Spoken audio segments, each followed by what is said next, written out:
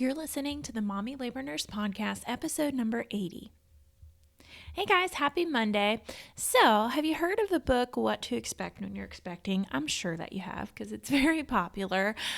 This week, I had Sharon Mazel come onto the podcast, and Sharon actually co-authored the best-selling book, What to Expect When You're Expecting, along with some of their other editions like what to expect in the first year, what to expect in the toddler years, what to expect, a guide to the healthy home, all of these different what to expect.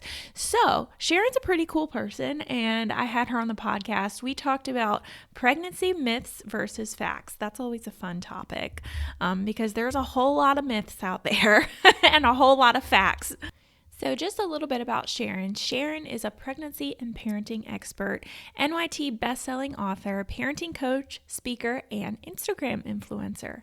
She offers popular online parenting courses and e-guides that help new parents feel more confident as they navigate their new roles as mom and dad. She's got a really cool Instagram page too. Like I said, she's an Instagram influencer. So she's got over 140,000 followers who interact with her daily on Instagram, where she posts informative pregnancy and parenting content daily and hosts regular Q&As, just like we do over on Mommy Labor Nurse. So we have lots in common. So this week we talked about myths like fertility myths in terms of like eating certain things to help your fertility. We talked about morning sickness and some myths surrounding morning sickness. We also talked about sex and inducing labor, and I'm not going to spoil everything, but we talked about some really good ones that a lot of these I knew, but some of them I definitely did not know. So they were news to me. So without further ado, let's get into Sharon's episode all about pregnancy myths versus facts.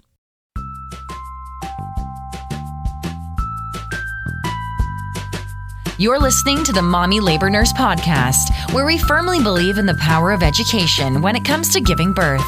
Tune in each week as we dive into pregnancy-related topics, expert interviews, and a variety of birth stories. As a reminder, anything you hear on this podcast is not medical advice. Please see mommylabornurse.com/disclaimer for more details. And now, here's your host, educator, registered nurse, and fellow mom, Liesl Teen. Wondering what you need to do to stay on track during each week of pregnancy? Not sure what you need to be learning or researching along the way? I can help. Sign up for our free weekly pregnancy series to get tips, advice, and resources tailored to your exact week of pregnancy sent straight to your inbox every week. Sign up at mommylabornurse.com/IamPregnant to get your first email today. See you in your inbox real soon. Hi, Sharon. Welcome to the Mommy Labor Nurse Podcast. Thank you so much for being here today. Thank you so much for having me. I'm so excited to be on your Yeah. podcast today. Yay. Awesome. Well, can you just start by telling our listeners a little bit about yourself and your family, where you're from, who you are? Sure. So I'm Sharon Mazel. I am a pregnancy and parenting expert. I've been in this field for, over 23 years already. Woohoo. I know, it's a long time. I Yeah. have 4 kids of my own, so not only do I know this information from all the writing and research that I do, but also from living it. Yeah. Um, I am a speaker, a coach. I give classes. Many of them are virtual now because of the pandemic, but that's even Yeah. better because I get to meet moms and dads from really everywhere, from the comfort of my own home and everybody's own home. Yeah. And I spent, and I'm on Instagram a lot at Sharon Mazel, where I do Q&As all the time, and I love interacting with new parents, and I'm posting stuff daily, the latest research and bite-sized parenting information on that. And before all this, I spent 23 years co-authoring the What to Expect When You're Expecting books. So Yeah. Super popular. I think almost everybody knows that book, or maybe has not read it, but knows of it, or just, yeah, super popular. absolutely, yes, it's for sure. I mean, it's I think it's like 42 million people have read the book or Yeah. something like that. So it's definitely quite popular and international. And I did that for 23 years, and I recently left the brand, and I'm on my Yeah. own now, and I'm loving it because I'm able to take a different, take all my experience that I have from writing those Yeah. books and researching, and really meeting parents, today's parents, in a different way, and so that's really great. Yeah, no, that's so cool. Now, I was so excited when you sent me a message. I was like, "Ooh, this will be very interesting. I want to hear your story." So will you tell me how you got started with what to expect? Sure. So I actually am a journalist by trade. My background is in television journalism.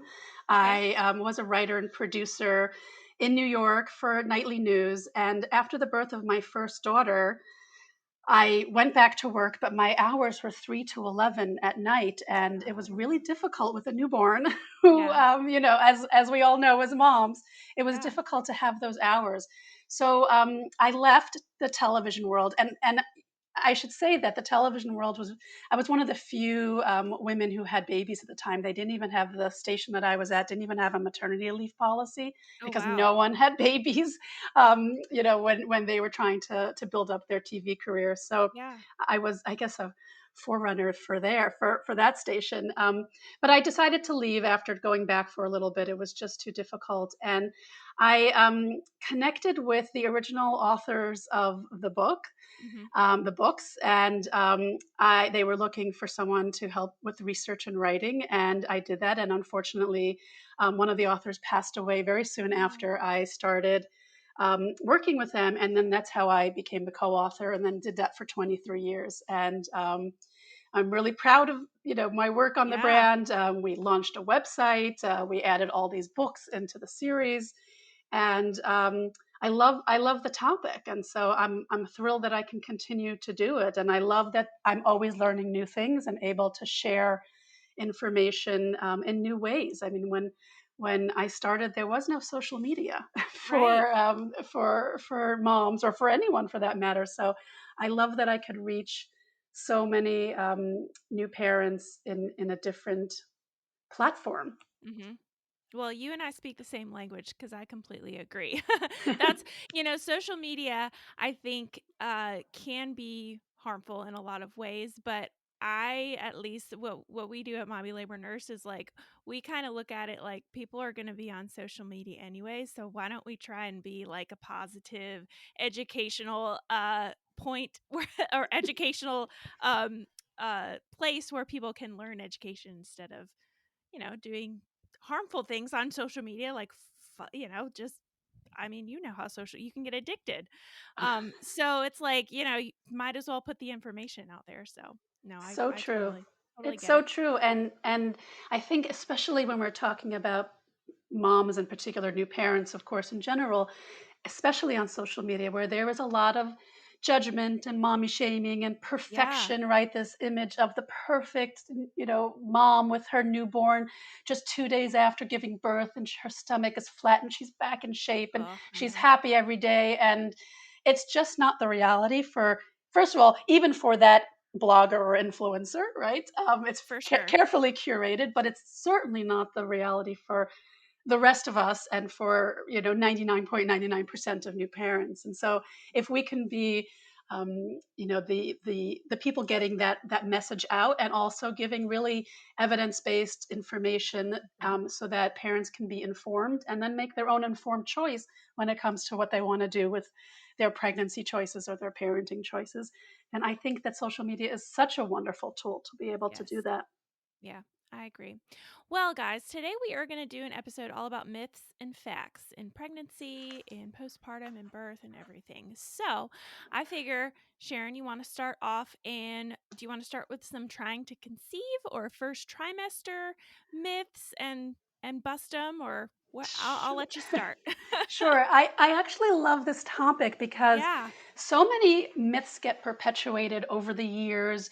Your mom might tell you something, your grandma might tell you yeah, something, your friends, and we were just talking about social media. And on social media, there is so much of the perpetuation of myths, and so it's hmm, hard to wade through what is true and what is not. And I always my motto is always evidence based. Whatever the studies show, whatever the medical right, organizations are saying, or the midwife organizations, and let's make sure that we have accurate information and not just myths. So I'm so excited to talk Right. about this today. And yeah, let's start with something fertility. I think that's something that um, is really a fun myth, and I think a lot of our myths today will be fun, but a fun one is about fertility foods. And so many Oh. people will talk about, oh, I ate this and I got pregnant right away, or you have Mhm. to eat that to and then you'll be able to conceive really quickly. And there are many of them. And the truth is that the Mhm. studies show that, well, there is no science to back them up. The good news is, and I'll mention a few of them, but the good news is that there are no studies that have actually rebutted them either. So Mhm. they may be a myth, but they may not, and most of them are healthy foods, so it doesn't really matter. So there's a myth about yams, that if you eat yams, you Oh will have yeah. an easier time conceiving. And Lisa, do you know where that one came from? Have you ever heard the Okay, reason for that? so I think so, but I'm not going to sound very smart if I start talking about it because I think it's from a certain country in somewhere, and they eat a lot of yams there, and their fertility rates are really high or something. Am Yes. I somewhat Yes, you okay, okay. you are right. You are exactly on track. I can't remember offhand where it is, but Okay, there is okay. a country where the staple of their diet are yams, and we're not talking about sweet potatoes. Yams are different than sweet potatoes. Yeah, They eat a lot of yams, and they have one of the highest rates of twin pregnancies okay. in the world. So you're right on target. You got Okay, okay. it. Yay. So that's where that myth comes from. And again, there's nothing wrong with eating yams because Yeah, it's a healthy food. yeah. But there's no proof that eating yams will either help you get pregnant quicker or will help you conceive twins. But it's a fun little fact. A lot of people say, oh, you have to eat lots of nuts and seeds, or Mhm. berries, or oysters, or pomegranate juice. And again, all these are healthy foods, so there's nothing wrong with it. But studies haven't shown that they will actually help you conceive. Mhm. But I'll quickly mention, so the reason why nuts and seeds are up there is because they are high in omega-3 fatty acids. Mm, And those are really healthy, and they help to regulate hormones. So yeah, so it might help you get pregnant faster. Um, makes sense. Oysters, right? Oysters really high in zinc. And Oh. zinc deficiency, there have been some studies that have shown that zinc deficiency can decrease fertility. So that's Oh. where that story or myth or little old wives' tale came into being. There is some proof, though, that increased zinc in guys will help with their sperm count. So that's also where that comes from. Okay, bring on the zinc. Yeah, exactly. Bring on those oysters. Um, and then berries have a lot of antioxidants, and antioxidants are good for us in so many ways. Yeah. But there also is some evidence that antioxidants can protect your eggs, and so Mm, that's why berries come into this fertility food myth category. And the last one actually there's is pomegranate juice. And pomegranate juice for men has been shown to increase sperm count. And hmm, the thinking is that the vitamin C in the pomegranate juice is what's doing it.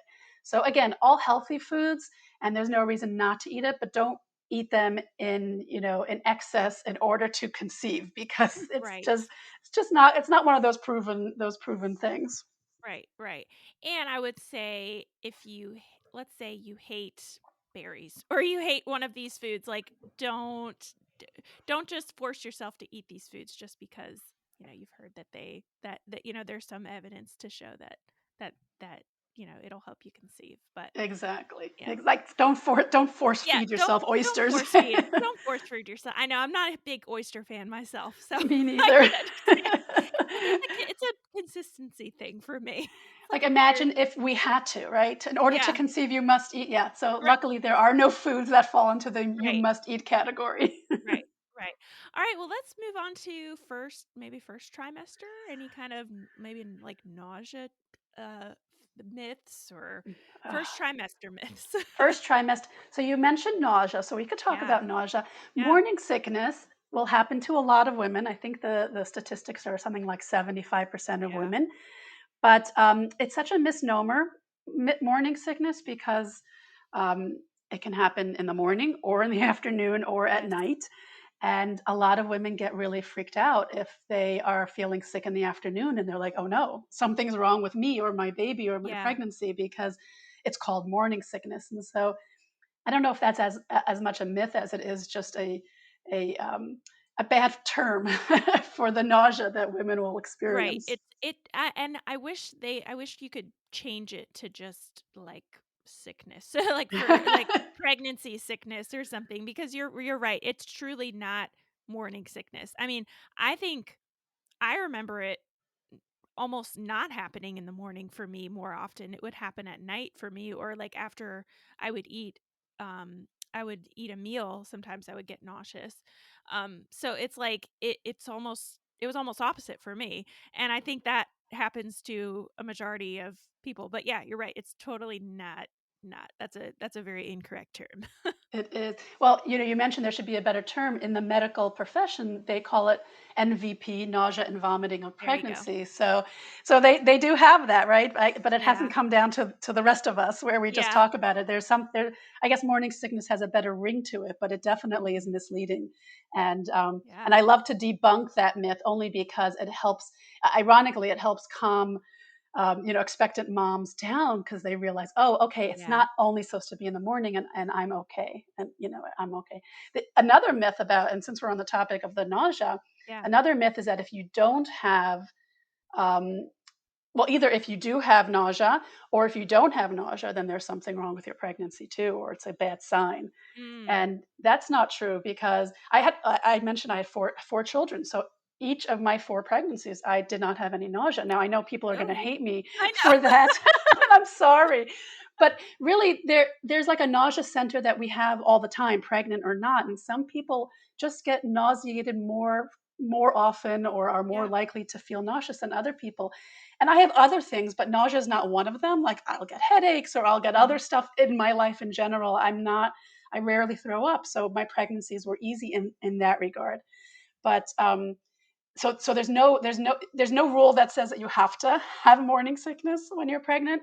And another very reassuring thing is that if you do have morning sickness, it's not a bad sign. It's actually there have been some studies that have shown that it's very protective. So it's actually a Yeah. good sign if you're Yeah. throwing up and feeling gross. That's what I've heard too. It's like if you're starting to feel sick, it's a good sign that that your pregnancy is all good things are happening. Exactly. So, yeah. Exactly. No, and I think it's also I'll add to that a myth that if you have really bad well, I almost said morning sickness, pregnancy, no, nausea and vomiting in pregnancy, you're gonna have it again with your second or your third or your fourth pregnancy.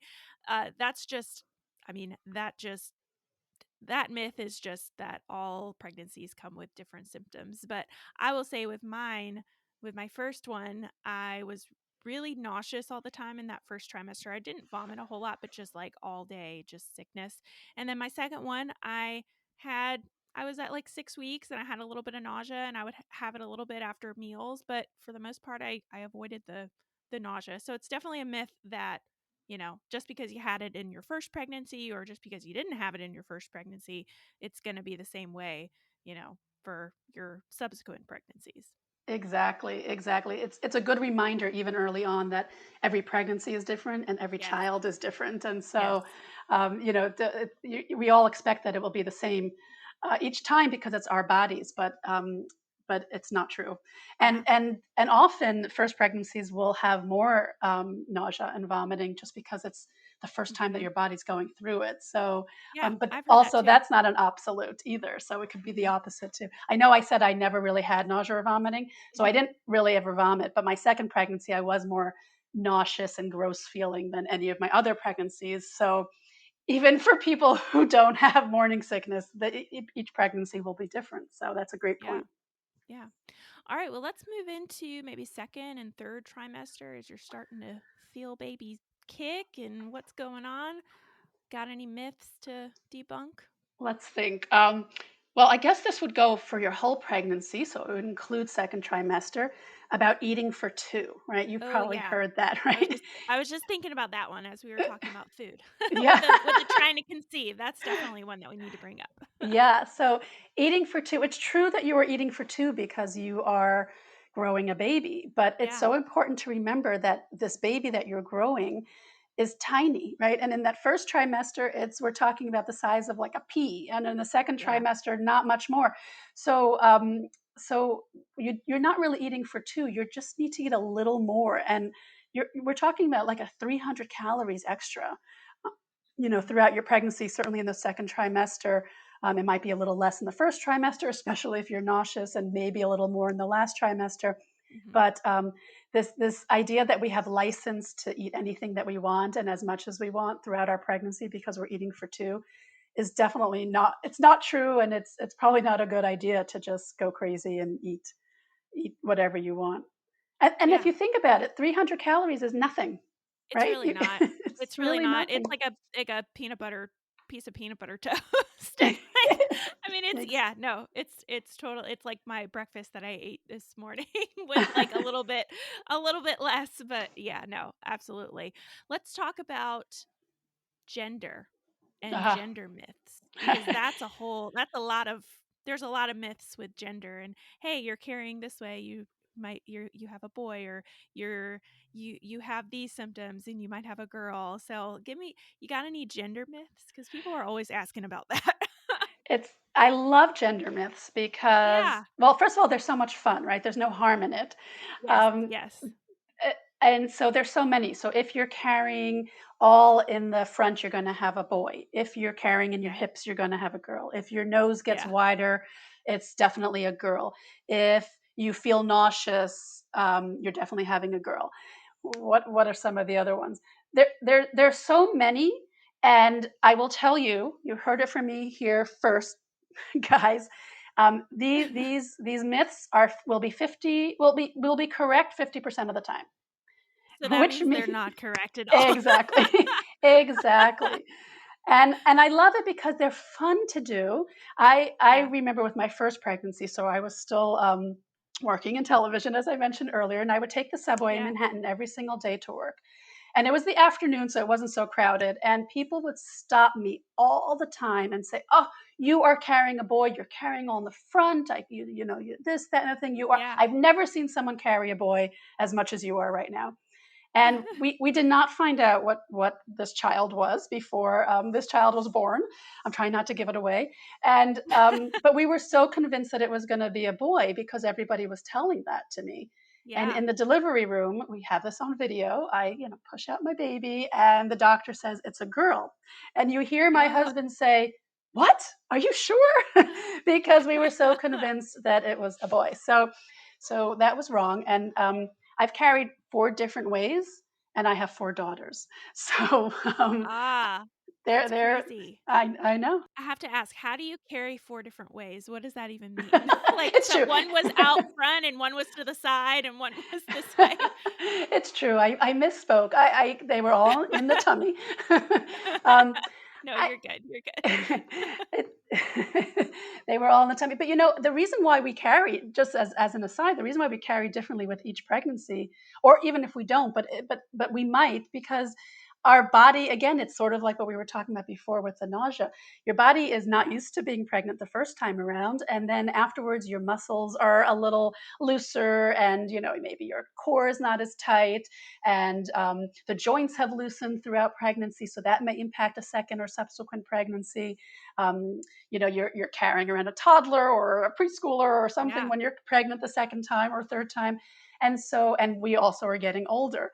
So even if your body shape is the same, you might be carrying slightly and higher or lower, a little more wide, a little yeah. more in the front, and every baby is a different size also.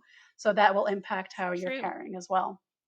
true, true. So there probably is, like, probably 10 different ways to carry a baby, let's be honest. Right, I feel it's like with true. mine yeah, I feel like with mine so my first I have 2 boys, and my first one was lower, and I feel like I carried them both fairly forward out in front, not to the side. But my first one was definitely like way lower if you look back at pictures. And I shared, on my social media like side by sides, and this my second one was so much higher. And we both times we didn't find out gender, and my second one was so much higher that I mean. literally almost every single person thought I was having a girl because and I thought it was having a girl because of just the way that I carried. It was so different for my first one. And I just felt a lot different. I mean, I had two like very, very opposite pregnancies. But yeah, no, definitely both boys. See, and I love Definitely that. both So, boys. so you have all boys, I have all girls, and so we are living Yeah. proof that these gender myths Yep. are just not true. They're But myths. yeah, they are myths. They're not, but they're fun to play with, and so enjoy it, They but don't are. take it too seriously. Like don't paint the nursery based on these myths because No, that's please probably don't. not smart. Please don't. Please don't. Yeah. And I have another gender myth too. So you can 100% of the time tell the gender of a baby by ultrasound. That is Mm. usually how you tell how you find out the gender, but they're definitely still today sometimes they get it wrong. Yeah. So just a heads up. That's not 100%. Probably the 99.9, only but way 100% is through genetic testing, and that will get you the answer right. you want for Right. sure. But it's true, ultrasound. That will get you the answer, or when your baby comes out and you look. That will get Right. you the answer. That will definitely get you the answer.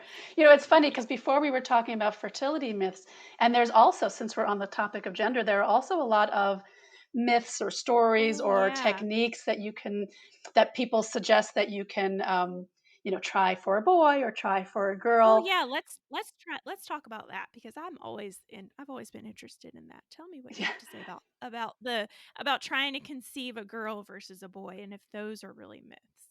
So there's a few different methods that promise that if you follow this to the letter of the law, you will definitely have Yeah. a boy or definitely have a girl. And a lot of it has to Yeah. do with positions of sex when you're trying to conceive, and who has an orgasm first or second, or what you should be eating, which we talked about already. And that sort of continues into if you should eat sort of this type of food if you want boys, that type of food if you want girls. And what's so interesting about Mhm. all these methods is that they're contradictory, which Mhm. um, like some say that that you have to be in missionary position for a girl and man on top Yeah. and woman on top for a boy, or vice versa. And the fact that they're all contradictory, I think is sort of proof that they're just myths. And Yeah. there it's there again. 50% of the time it will work. So Yeah. don't go to the bank with it, but you could Yeah. certainly have fun trying while you're trying.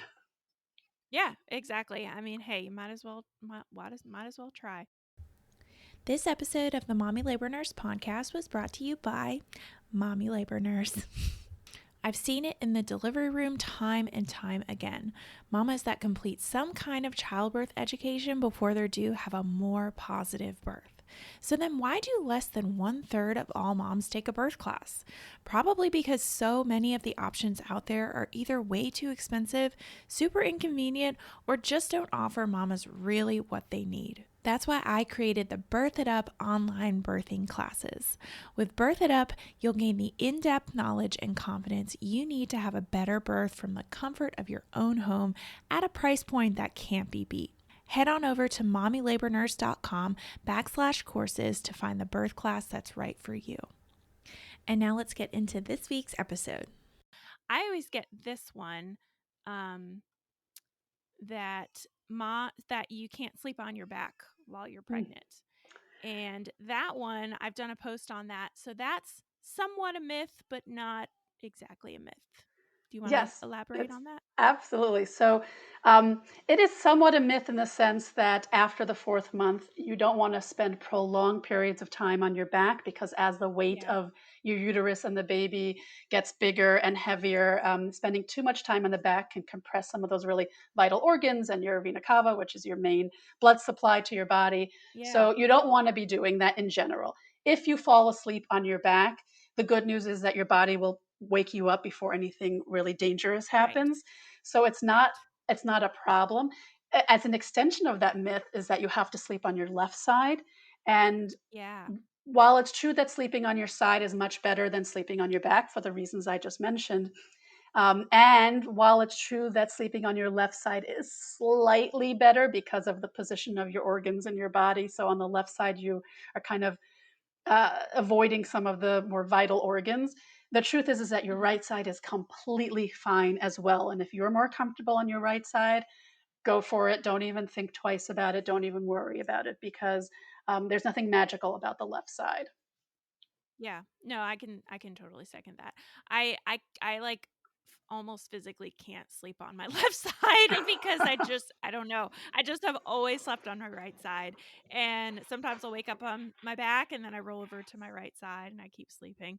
And that's also I think one of those gender myths as well that like if you sleep on the right side, I don't even know which one it is, but it's if you sleep on this side, you're supposed to have a boy or you're supposed to have a girl. I So never heard so of many that of those one. dang ones.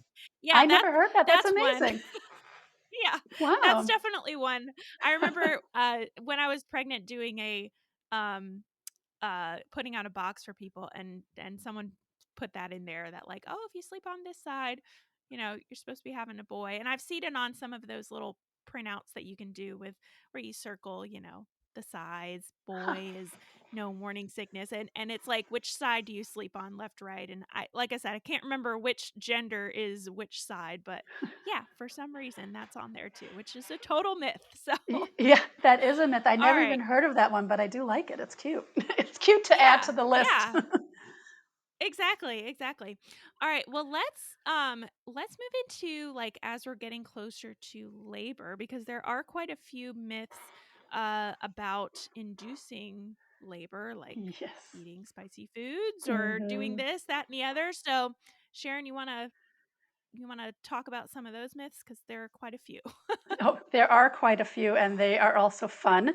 So you mentioned Yeah. eating spicy food. That's definitely a very popular one. If you eat spicy food, you will Yeah. go into labor. If you eat pineapple, you will go into labor. If Mhm. you do yoga or acupuncture, it will put you into labor.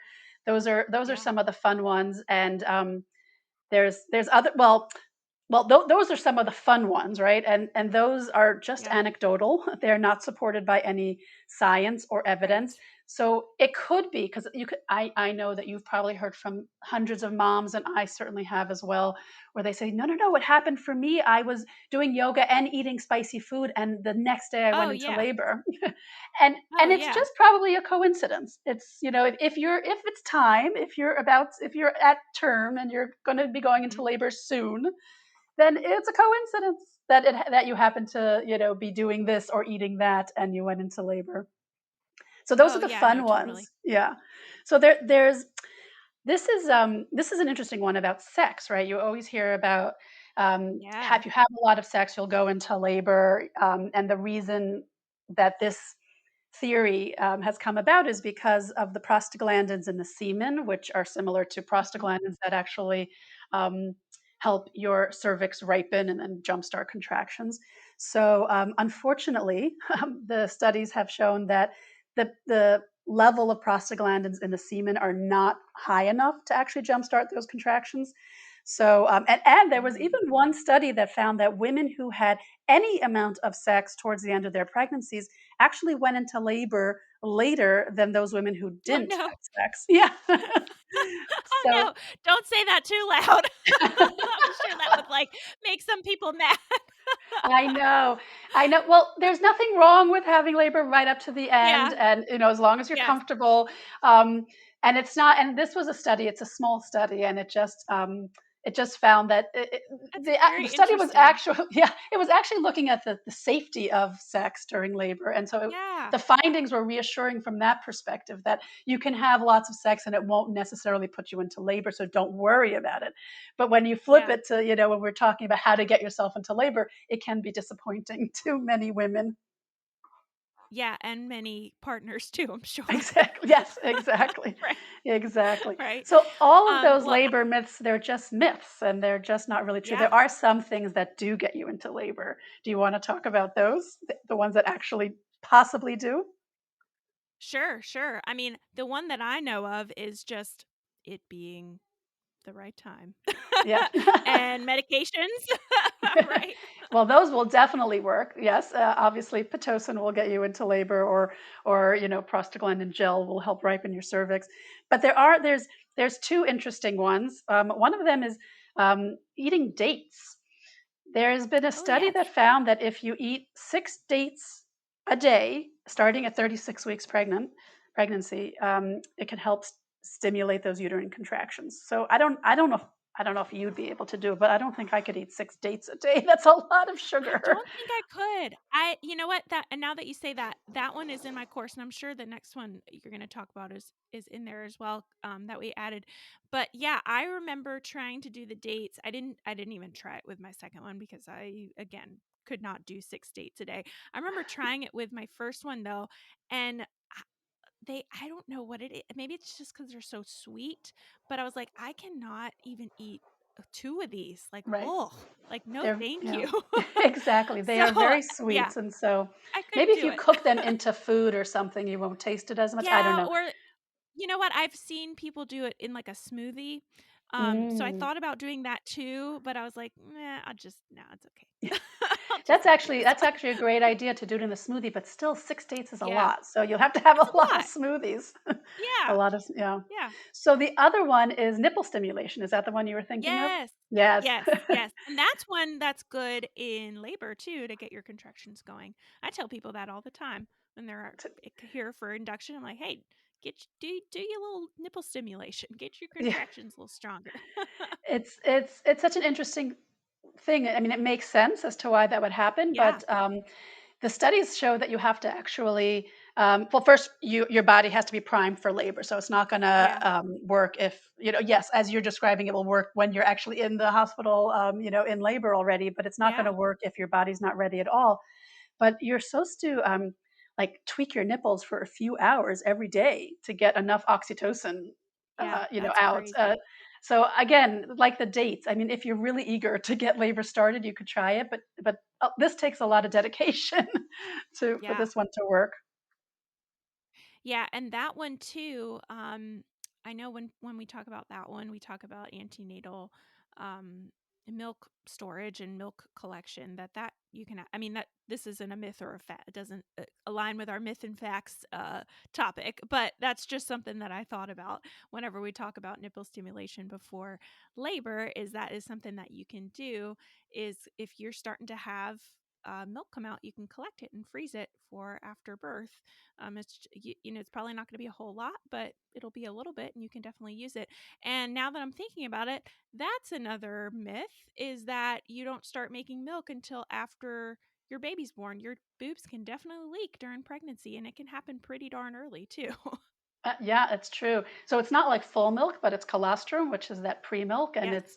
it'll be thin and yellow, or sometimes thick and yellow, or clear. Yeah. And it's definitely there. Really, it could be their whole last trimester in some women, and you might notice it on the inside of your bra, or certainly if you're tweaking your nipples, or even during sex, you might notice it there.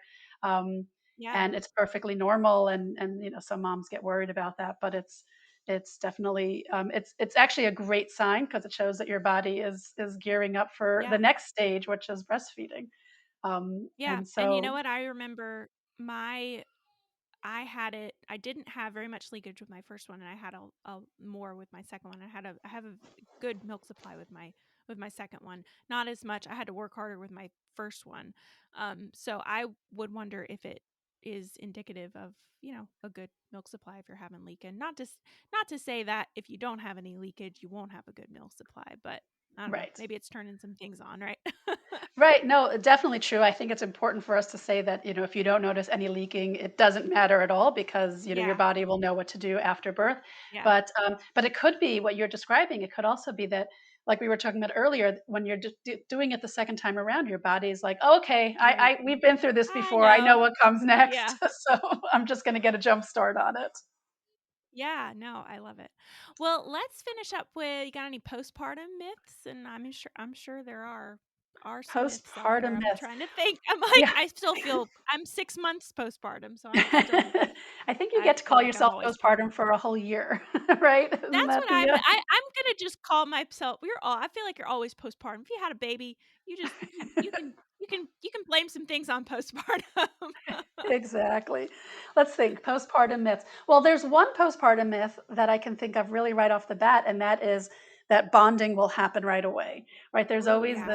this idealized version, in the movies where the mom is, panting through her contractions, the baby's born, they hand her the Yeah. baby, and the angels come out and sing, and butterflies and rainbows everywhere, and you just love this new infant that you're Yeah. handed. And the truth is that it does happen for some women like that, and for many women Mhm. it doesn't, because it it you if look, you're exhausted from labor, you're exhausted from your Mhm. pregnancy, you're exhausted from this caring for this new baby, and the bonding doesn't happen right away. And I always like try to tell moms, like, don't feel bad about it, because love and Yeah. bonding happens over time, right? The more you give to somebody, Yes. the more you interact with this child, the more you get to know this child.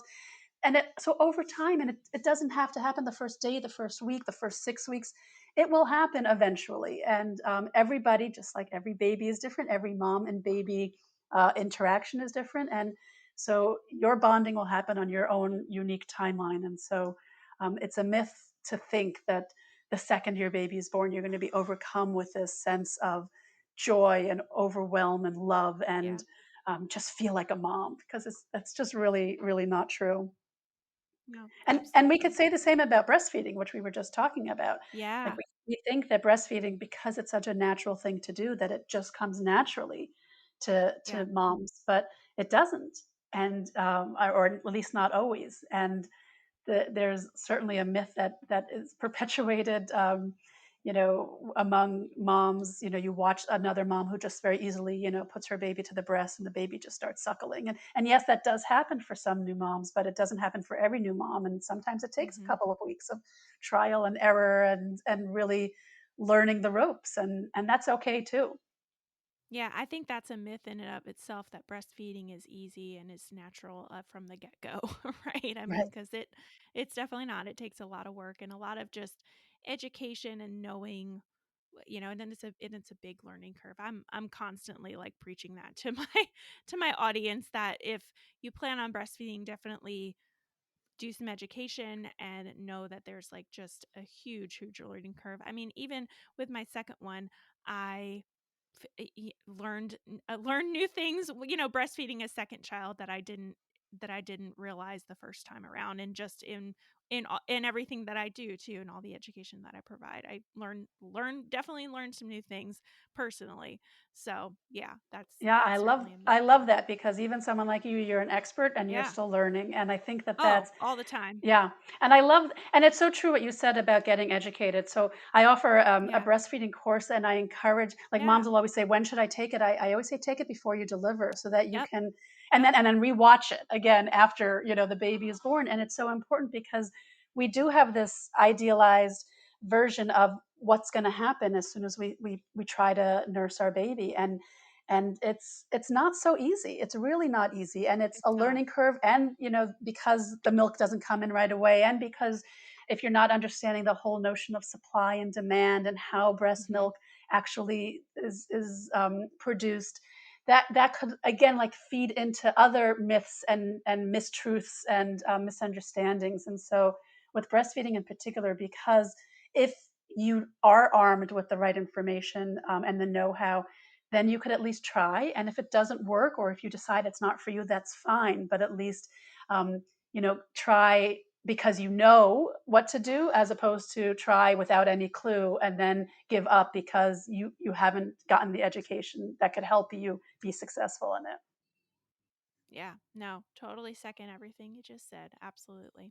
Well, Sharon, thank you so much for joining me today. This was a really fun episode. You talked about a breastfeeding course. Can you tell our listeners where they can find you on social media and tell us anything that you have to offer or anything that you're working on? Absolutely. So I am at Sharon Mazel, just my name, on Instagram, and my website is sharonmazel.com. I offer private parenting coaching that I do with moms and dads really across the world, and it's so much fun to do that. I also offer a newborn basics class, a breastfeeding basics class, a sleep basics class, and I will soon have a feeding solids class and a toilet training class Ooh, available. So you can find that on my Instagram or on my website. And I have some other exciting projects that are not ready for prime time yet, but Cool. definitely will be posting about those on my IG account. Yeah, awesome. Well, thank you so much again for joining me today. Thank you so much for having me, and thank you for all that you do. It's so much fun Yeah. to follow you and to see your fun Yeah. stuff and your cute kids. Thank you.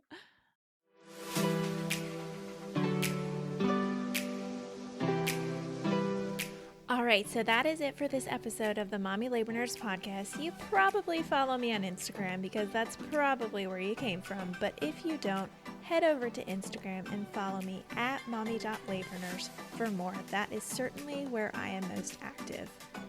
I also now have a separate Instagram for just this podcast, so I encourage you to follow my second account at mommylabornurse.podcast as well if you want podcast updates.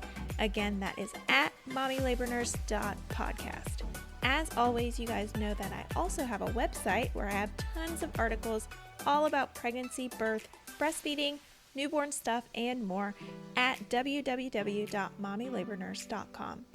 I want to hear more from you on how much you love this episode of the podcast or how you think I can improve. So leave me a comment on one of my pictures, send me a DM, or send me an email with all the love. All right, guys, I will see you same time, same place next week.